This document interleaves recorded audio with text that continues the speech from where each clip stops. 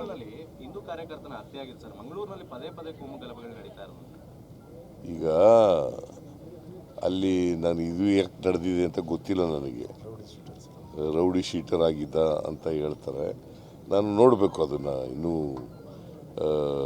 Murder ಆಗಿದೆ. ಪೊಲೀಸ್ನವ್ರಿಗೆ ನಿನ್ನೆ ಮಾತಾಡಿದಾಗ ಲಾ ಆ್ಯಂಡ್ ಆರ್ಡರು ADGP ಇದ್ದಾರಲ್ಲ, ಅವ್ರನ್ನ ಕಳಿಸಿದ್ದೀವಿ.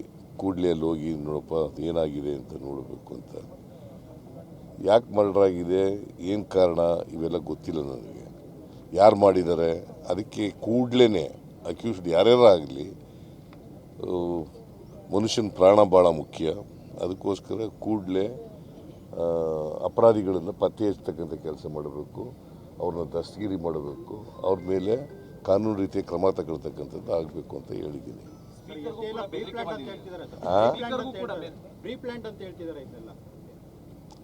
ಈಗ ಪ್ರೀ ಪ್ಲ್ಯಾಂಡ್ ಅಲ್ವೋ ಅಂತ ಗೊತ್ತಾಗಬೇಕಲ್ಲಪ್ಪ ನಮಗೆ. ಇದು ವಿಚಾರ ಗೊತ್ತಿಲ್ಲ. ಇನ್ನು ಇನ್ವೆಸ್ಟಿಗೇಷನ್ ಆದಮೇಲೆ ಗೊತ್ತಾಗುತ್ತೆ. BJPಯವರು ಯಾವಾಗಲೂ ಇಂಥ ಇನ್ಸಿಡೆಂಟ್ಗಳನ್ನೇ ಹುಡುಕ್ತಾ ಇರ್ತಾರೆ ರಾಜಕೀಯ ಮಾಡಲಿಕ್ಕೆ. ನಾನು BJPಯವ್ರನ್ನ ಯಾವಾಗಲೂ ಕೂಡ ನೋಡಪ್ಪ, ನಾವು ಹಿಂದೂ ಹಾಗಾದರೆ ಈಗ ಒಂದು 15 ಒಂದು ವಾರದ ಹಿಂದೆ ಪಹಲ್ಗಾಮ್ನಲ್ಲಿ ನಡೀತಲ್ಲ, ಅದಕ್ಕೆ ಏನು ಹೇಳ್ತಾರೆ? ಪ್ರಧಾನಮಂತ್ರಿ ಹೋಗಿದ್ದಾರಾ?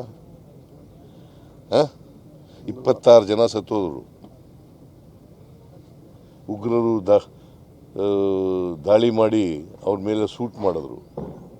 ಪ್ರಧಾನಮಂತ್ರಿ ಹೋದ್ರ? Is it not a failure of the security ಲ್ಯಾಬ್ಸಲ್ವೋ ಇದು? ಅಲ್ಲಿ ನಾನು ಕೇಳಿದೆ, ನಮ್ಮ ಲೀಡ್ರ್ ಒಬ್ಬ ಹೋಗಿದ್ದ ಅಲ್ಲಿಗೆ ಕಾಶ್ಮೀರಕ್ಕೆ. ಅವ್ನು ಕೇಳಿದಾಗ ಒಬ್ಬ ಪೊಲೀಸ್ನವನಿಲ್ಲ, ಒಬ್ಬ ಸೆಕ್ಯೂರಿಟಿಯವನಿಲ್ಲ, ಯಾರೂ ಇಲ್ಲ ಅಂತಂದರೆ ಏನರ್ಥ? ಭಾಳಷ್ಟು ಜನ, ನೂರಾರು ಜನ ಪ್ರವಾಸಿಗರು ಹೋಗ್ತಾರೆ. ಅಂಥ ಸ್ಥಳದಲ್ಲಿ ಪೊಲೀಸ್ನವ್ರು ಇರಬೇಕಾ ಬೇಡ?